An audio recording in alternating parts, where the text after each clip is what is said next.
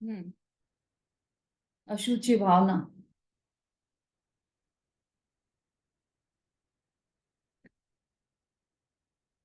इस जीवन में हम जितने भी जो भी कार्य कर रहे हैं वह सिर्फ इस शरीर के लिए ही करते हैं। एक भी कार्य, एक कदम भी बढ़ाते हैं तो इस शरीर शरीर के लिए बढ़ाते हैं। क्यों? क्योंकि हम ऐसा समझते हैं कि मैं शरीर ही हूं। तो एक कदम भी बढ़ाया हमने तो वो शरीर की ओर बढ़ाते हैं, शरीर के लिए बढ़ाते हैं। और आज तो देखो कितना वैरागी का प्रसंग है। हजारों जीव, निर्दोष जीवों की बलि दी जा रही है आज, जिनका कोई दोष नहीं। पहले उनको खिलाकर हष्ट पुष्ट करते हैं, फिर उन्हीं की बलि चढ़ाते हैं। उनकी आंखों में देखो तो वो भी समझते हैं कि क्यों खिलाया जा रहा है, पिलाया जा रहा है। उनको भी समझ में आ जाता है, संगी पंचेंद्रिय जीव है ना। ऐसे संगी पंचेंद्रिय जीवों की बलि दी जा रही है। किस लिए? क्योंकि उसमें धर्म मानते हैं कि ये तो हमारा धार्मिक कार्य है, इनकी बलि देना हमारा धार्मिक कार्य है। और धर्म क्यों करता है जी? सुखी होने के लिए, है ना। तो वो मानते हैं कि हम ये बलि चढ़ाकर हमें सुख मिल जाएगा। और सुख क्या, सुख किस में मानते हैं वो? कि मेरा शरीर निरोग रहे, मैं स्वस्थ रहूं। ऐसी धर्म में वांछा करते हैं। जिस भी भगवान को, अल्लाह को मानते हैं वो, तो वो की बलि चढ़ाकर कुछ कामना तो करते हैं ना। वो तो क्या कामना करते हैं? मेरा सब बढ़िया चलता रहे, मेरे जितने दुनिया में मेरी कीर्ति फैले खूब, मैं स्वस्थ रहूं, मेरा परिवार स्वस्थ रहे और सबको अनुकूलता बनी रहे। तो ये सारे जितने प्रपंच हैं सब एक शरीर के कारण। शरीर और शरीर से संबंधी परिवार, शरीर से संबंध रखने वाला जो परिवार है, तो वो परिवार भी किस लिए? कि परिवार का भी भला क्यों चाहता है ये जीव? कि परिवार का भला भी इसलिए चाहता है कि परिवार मेरे शरीर को सुख देने वाला है। मैं बीमार हो जाऊं तो मेरे शरीर को बुखार आ जाएगी तो कौन ध्यान रखेगा? परिवार वाले ही ध्यान रखेंगे। तो ये उनका भी, और वो कब ध्यान रखेंगे? जब वो स्वस्थ रहे। तो उनकी भी स्वस्थता बनी रहे, मेरी भी स्वस्थता बनी रहे। हे अल्लाह, ऐसा हम हमारे ऊपर कृपा हो जाए आपकी। उसके लिए आप बोलो तो हम निर्दोष बकरे की भी बलि चढ़ा देंगे। मतलब क्या क्या कृत्य कर लेता है वो इस शरीर के लिए, जो वास्तव में शरीर है ही नहीं उसका। और कितने क्रूर परिणाम कर लेता है ये जीव इस शरीर के लिए। इतना विवेक भी नहीं लगा पाता कि जिस शरीर के लिए मैं ऐसा कर रहा हूं, जिस शरीर से मुझे इतना प्रेम है, तो इस दूसरे जीव को भी तो इस शरीर से इतना प्रेम होगा। और कैसे ऐसे क्रूर परिणाम हो सकते हैं किसी के, कि वह उस जीते जागते जीव की हत्या कर दे। तो अब देखो, ये तो ऐसा ही है संसार, अज्ञानियों से भरा हुआ संसार है। और अनादि से ऐसा ही चल रहा है, ये कुरीतियां कब से चल रही हैं, है ना। और उनको आप समझा भी नहीं सकते। सिंपल सी बात है, जो सबको, बच्चों बच्चों को भी समझ। कितने वीडियोस तो ऐसे आते हैं, उन्हीं के घर के बच्चे, उन्हीं के, क्योंकि वो बकरे से इतने दिन में दोस्ती हो गई उनकी, और वो ले जाने नहीं दे रहे हैं बच्चे, कि नहीं नहीं, मेरे फ्रेंड को मत ले जाओ। तो जब वो बच्चा इतना समझ पा रहा है, तो बड़े होकर इतना नहीं समझ पा रहा कि क्या करने योग्य कार्य है, क्या उचित कार्य है, क्या अनुचित कार्य है। इतना सा डिफरेंस नहीं कर पा रहा। अंधानुकरण करते हैं बस। हमें तो ऐसा लगता है कि कैसे उनको समझाएं, लेकिन समझाना संभव नहीं है। समझ में भी उसको ही आता है जो समझना चाहे, तो समझ में आता है, नहीं तो समझ में भी नहीं आता। हाँ अनीता जी। मैडम, ये जो बच्चा समझता है इसको हमारा दोस्त है, इसकी हत्या नहीं करो, तो बच्चे को पुण्य का ही तो भाव मिलेगा, क्योंकि उसने देखा ही नहीं है बकरा हमारा दोस्त है, इसको मारो मत। और जो लोग बड़े बड़े होते हैं ना, समझ ही समझो, उनके अल्लाह उससे खुश हो जाते हैं, तो उनको दोष लगेगा नहीं लगेगा? बिल्कुल लगेगा। तीव्र कषाय है ना, क्रूर नहीं परिणाम, लगेगा? किसी जीव को मारने के परिणाम है तो क्रूर परिणाम है, तो जरूर दोष लगेगा। और जो दया के परिणाम है वो तो शुभ भाव, मतलब मंद कषाय रूप भाव है। तो उनके यहाँ तो मारने के परिणाम से उनको पता नहीं पुण्य होता है, बोले हमारे अल्लाह यही चाहते हैं, तो उनको पिछले भव में ऐसा ही नरक योनि में जाना पड़ेगा, तुमने इतने जीवों की हत्या की, इसीलिए हाँ तुम्हें बिल्कुल। नरक गोबो। तीव्र तीव्र कषाय के परिणाम है, रौद्र ध्यान के परिणाम है ये, हिंसानंदी रौद्र ध्यान है ये, हिंसा में आनंद मानना, ये हिंसानंदी रौद्र ध्यान का एक पहला भेद है ये। हिंसानंदी, मृषानंदी, चौर्यानंदी, परिग्रहानंदी, 4 भेद है ना रौद्र ध्यान के, उसमें से पहला ही भेद है हिंसानंदी रौद्र ध्यान। हिंसा में तो आनंद अल्लाह मानना नहीं ये रौद्र समझते? ध्यान है। तो तो जी अल्लाह क्यों चाहते हैं ये मार के हम अच्छा, माने अच्छा लगेगा हमें? अल्लाह ही कहते हैं, अल्लाह तो नहीं कहते, भगवान सब बराबर हैं, मगर उनकी मान्यता ऐसी है। ऐसी है क्या? हम्म। इतनी बलि चढ़ा दो तब तुम्हें अल्लाह खुश हो जाएंगे? मेरे को भगवान तो सब बड़ी बराबर, घबराहट होती है। भगवान सब बराबर ही है। कौन से भगवान?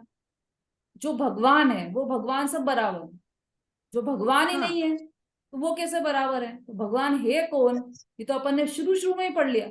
मंगलाचरण ही अपन ने छड़ाला का इससे किया था कि वीतराग विज्ञानता सहित जो भगवान है वही भगवान है। और चेतन देखो, आत्मा। सच्चे देव, शास्त्र और गुरु की परिभाषा बहुत ही सुंदर तरीके से इस छड़ाला में दी गई है। कौन है सच्चे देव, कौन है सच्चे शास्त्र, सच्चे गुरु कौन है? किसी को ध्यान है? देव शास्त्र, एक एक एक सेंटेंस में बताया देव है। शास्त्र गुरु, हाँ, कौन है देव देव शास्त्र शास्त्र गुरु? गुरु,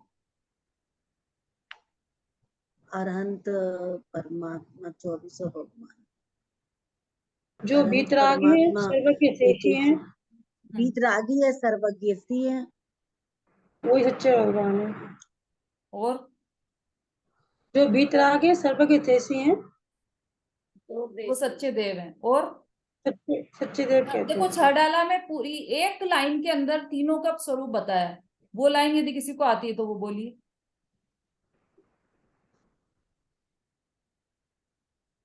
तो ये बीतरागी सर्वा की तरफ जैसी ही बोल रही थी, और लाइन है तो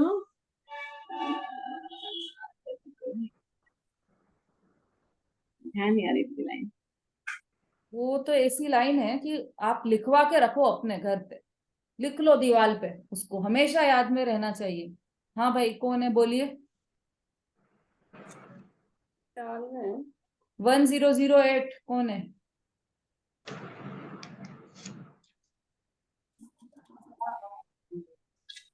चलिए सुमता जी बोली। बीतरागी सर्वा की तरफ जैसी, उसके लिए लाइन कौन सी है मम्मी? हाँ जी, बीतरागी सर्वा की और हितोप देश। सुमता जी बोलिए जल्दी।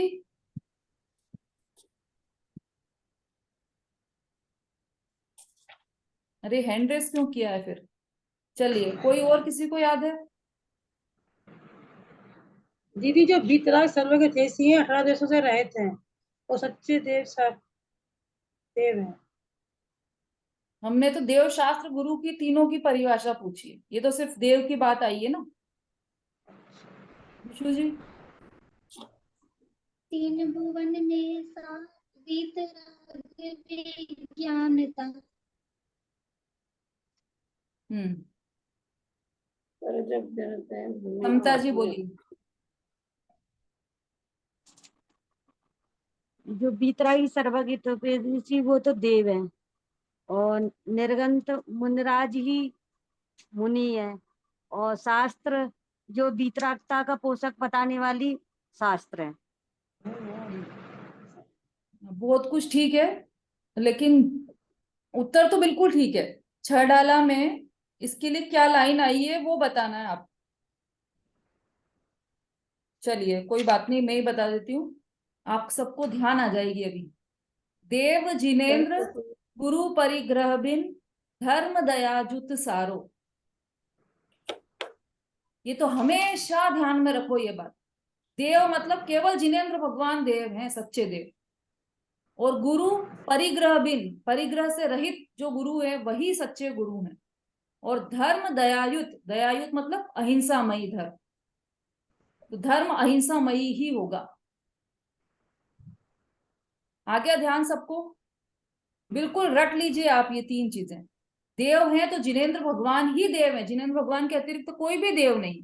क्यों नहीं है? क्योंकि वीतरागता और विज्ञानता जिनेंद्र भगवान में ही है। उसके अतिरिक्त कहीं भी हम दिया लेके भी ढूंढेंगे तो वीतरागता और विज्ञानता नहीं मिलेगी। और गुरु परिग्रह बिन, जो गुरु हैं वो परिग्रह रहित ही होंगे तो ही गुरु हैं। अंतर और बहिरंग दोनों ही परिग्रह रहित होते हैं गुरु, तो ही वो सच्चे गुरु हैं। और धर्म दया, जिस धर्म के अंदर दया को धर्म बताया है वह धर्म ही मतलब अहिंसा बताया है, वह ही धर्म सच्चा है। उसके अतिरिक्त कोई भी धर्म सच्चा नहीं। ये तो कसौटी है जीवन में हमें कसने के लिए, है ना? तो हम ऐसा कैसे मान सकते हैं कि सब भगवान एक समान? सब भगवान मतलब हनुमान जी भी ऐसे ही है, अल्लाह भी वही है, जो आदिनाथ भगवान है वही अल्लाह है, ऐसा नहीं। अल्लाह नाम का तो कोई पदार्थ ही नहीं है, ये तो सब कपोल कल्पनाएं हैं, सारे सब कल्पना है। हनुमान जी को भी बना दिया तो कैसा, वानर के रूप में बना दिया, जबकि वो तो कामदेव के समान सुंदर थे। पुराण उठाकर देखिए, पढ़िए, पुराण भी जरूर पढ़ना चाहिए, इससे दृढ़ता मिलती है, हमें तत्वों में दृढ़ता मिलती है। पुराण में देखिए कामदेव के समान सुंदर थे, इतने इतने बलिष्ठ थे कि वो गिरे तो शिला टूट गई। इतने सुंदर थे कि उनको देखकर सब स्त्रियां मोहित हो जाती थी।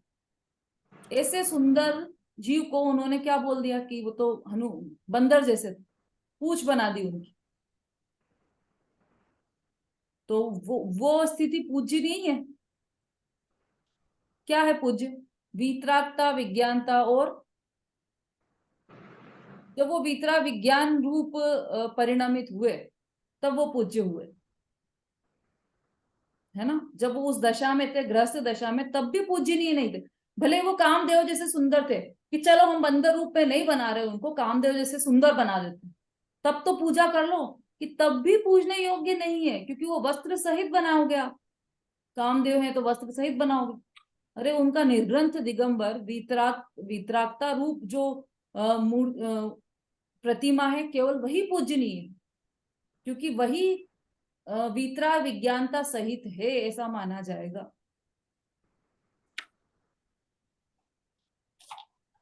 है ना? और ये सब, ये कि किसी की बलि चढ़ाने से धर्म हो जाएगा, ये सब तो, ये भी सब बिल्कुल, अभी तो शिखर जी में भी ऐसा सुनने में आया है कि वहां भी ये बलि चढ़ाई जाती है, शिखर जी में भी। सबने देखा होगा न्यूज में। तो वहां भी वो सरकार से इसकी अनुमति लेना चाहते हैं शिखर जी में। और जैनी तो विरोध में खड़ा है, क्योंकि जैनी तो अहिंसक होता है, वह तो किसी की बलि चढ़ाने का सपोर्ट भी नहीं करता। बलि चढ़ाना तो बहुत दूर की बात, एक चींटी को भी नहीं मारने वाला जैनी होता है, तो बलि चढ़ाना तो बहुत दूर की बात है। तो वास्तव में आज का दिन तो बहुत ही वैराग्यमयी दिन है। और चूंकि देखो, इसमें दो बात है कि जो बकरों की बलि चढ़ा रहे हैं उनके जो क्रूर परिणाम है, उससे वो निश्चित रूप से नरक निगोद के ही वासी होंगे। लेकिन जिनकी बलि चढ़ रही है, कि वो भी उनके पूर्व कर्म का उदय है, उन्होंने भी पूर्व में कुछ ऐसे परिणाम किए होंगे, किसी जीव को मारने के, काटने के परिणाम किए होंगे, तो उसके उदय में ये स्थिति मिल रही है। अब हमें क्या करना, क्या शिक्षा लेना इस दिन से, आज के दिन से? पहला तो ये कि हमें ऐसे क्रूरता के परिणाम कभी भी नहीं हो, कि पंचेंद्रिय जीव के क्या, एकेंद्रिय जीव के भी मारने के परिणाम हमें बिल्कुल भी ना हो, ऐसी हम भावना भाएं। मतलब हम कोई भी कार्य कर रहे हो तो उससे यत्नाचार पूर्वक करें। क्योंकि हम अभी मुनिराज की भूमिका में नहीं है, गृहस्थी है, तो थोड़ी बहुत हिंसा होगी हमें, लेकिन यह सोचना नहीं है हमें कि हमें तो थोड़ी बहुत अलाउ है हिंसा।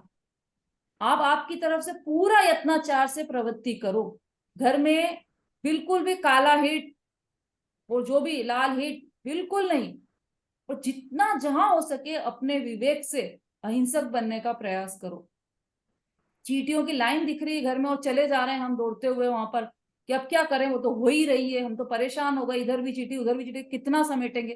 कि नहीं समेटो, आप गृहस्थी में रह रहे हो तो आपका दायित्व है कि हम स्वाध्याय कब करेंगे, हम चींटियों के नहीं, पहला दायित्व आपका ये है कि आप पहले जीव रहित करो और उसको निर्जीव करो, मतलब उनको यत्नाचार पूर्वक जीवों को एक तरफ करो। चींटी को मारने का भी नहीं है यहाँ पर, यत्नाचार पूर्वक उसको कैसे भी से। अभी चेलना रानी ने क्या किया था, मुनिराज के ऊपर चींटियां आ गई थी सर्प पे, तो क्या किया उसने कि एक हाथ से शक्ति उठाई रखी थी। एक तरफ, चींटियों को मारा नहीं कि हटाओ हटाओ, अरे तुम मेरे मेरे गुरु के ऊपर चींटियां कैसे चल रही हो, तुम हटाओ इनको, मार दो सबको।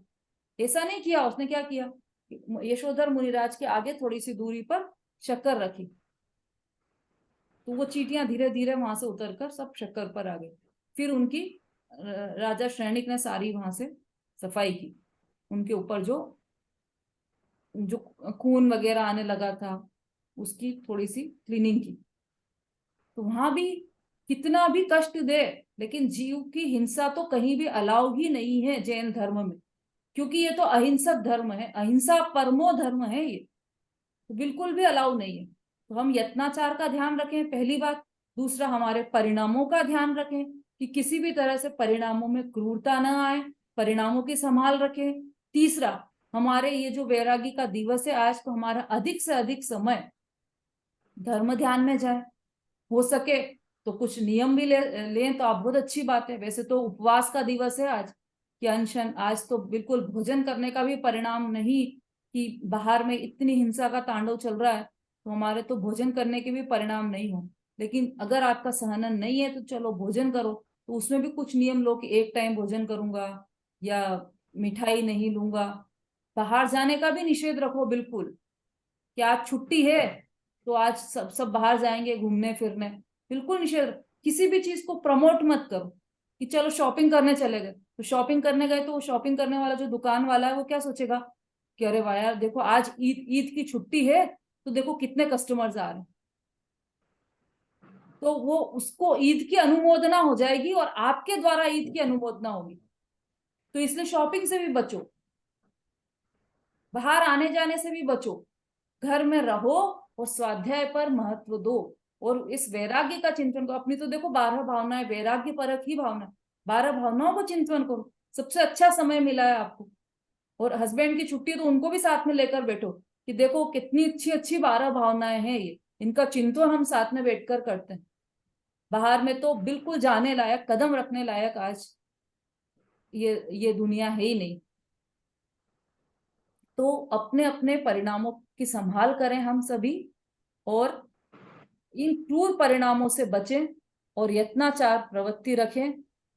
यही आज के दिवस का उद्देश्य, मतलब दिवस में से हम ये सार निकाल सकते हैं कि आज हमें विशेष रूप से स्वाध्याय आदि में मन लगाना चाहिए और परिणामों को, वैराग्य रूप परिणामों को बल देना चाहिए, पुष्ट करना चाहिए।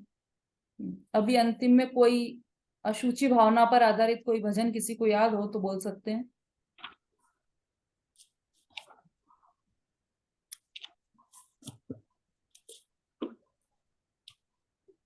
मंजू जी।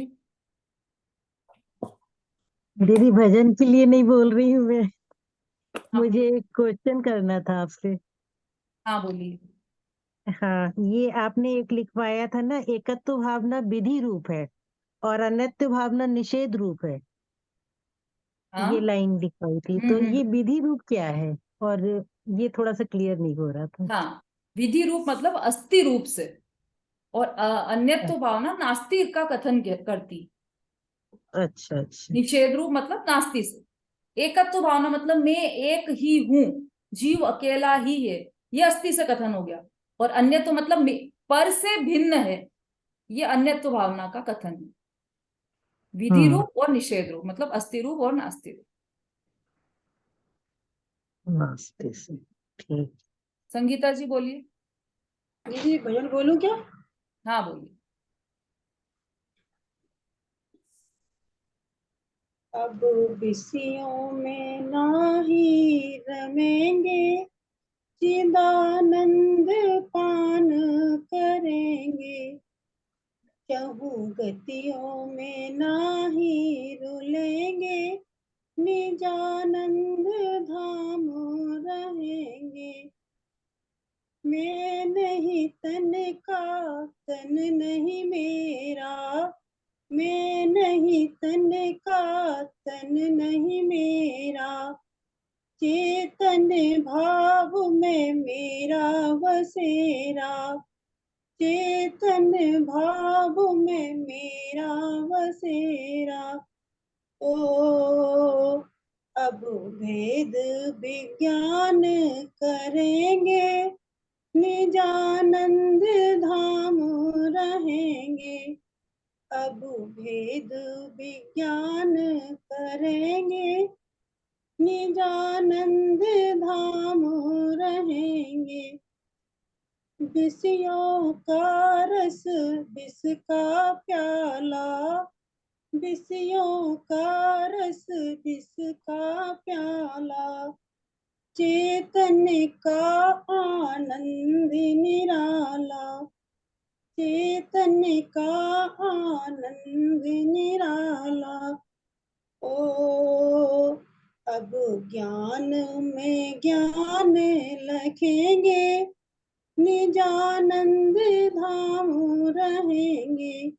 अब ज्ञान में ज्ञान लखेंगे, निजानंद पान करेंगे। ज्ञान बसे गायक में मेरा, ज्ञान बसे गायक में मेरा, गायक में ही ज्ञान बसेरा, गायक में ही ज्ञान बसेरा। ओ अब छायक श्रेणी चढ़ेंगे, निजानंद पान करेंगे। अब विषयों में नाही रमेंगे, चिदानंद पान करेंगे। चहु गतियों में नाही रुलेंगे, निजानंद धाम रहेंगे। जय जगन्नाथ। बहुत सुंदर भजन है। निजानंद पान करेंगे, बहुत बढ़िया भजन लिया आपने। देखो, अशुचि भावना थी तो कितने सारे भजन है। आप भावनाओं के लिए भजन सोचकर रखा कीजिए, है ना। एक वो भजन आता है, क्या तन मांझना रे, एक दिन मिट्टी में मिल जाना, मिट्टी ओढ़न मिट्टी बिछावन, मिट्टी का सरहाना, क्या तन मांझना रे, एक दिन मिट्टी में मिल जाना।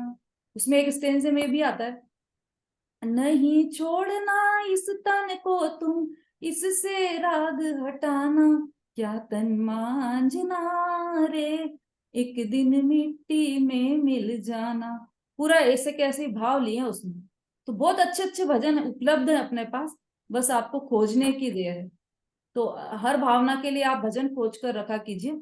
अभी 3 दिन है आपके पास, 3 दिन छुट्टी है आपकी, तो 3 दिन में आप अगले जो भी भावनाएं आने वाली है उनके लिए आप भजन सभी सोच कर रखिए। ठीक है, चलिए। जावाणी के ज्ञान से सूझे लो कालो, सोवाणी मस्तक नमु सदा देत हूँ ढो। बोलिए जिनवाणी माता की जय।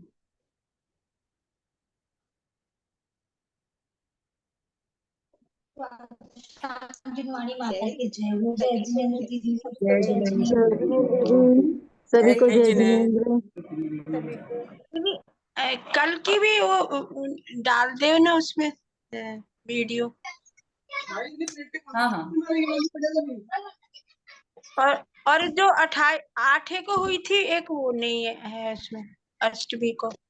हाँ वो रिकॉर्ड नहीं हो पाई है अष्टमी वाली तो। बैठिए ना।